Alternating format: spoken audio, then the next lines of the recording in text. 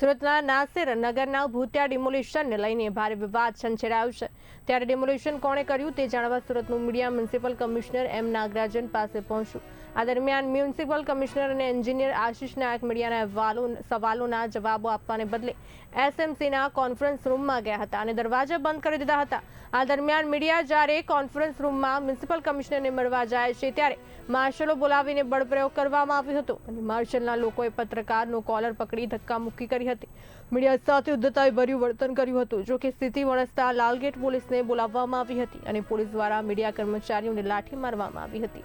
આ ઘટના બાદ પત્રકારો રોષે ભરાયા હતા અને ધરણા પર બેઠા હતા। લોકશાહીનો ચોથો સ્તંભ ગણાતા એવા પત્રકારોનું સુરત મહાનગરપાલિકામાં અપમાન કરવામાં આવ્યું। જો કે મીડિયા કર્મીઓ સાથે પોલીસે કરેલ ગેરવર્તન બાબતે ડીસીપીએ માફી માંગી હતી અને ખરાબ વર્તન બદલ તપાસના આદેશ આપ્યા હતા। ડીસીપીના આશ્વાસન બાદ મામલો થાળે પડ્યો।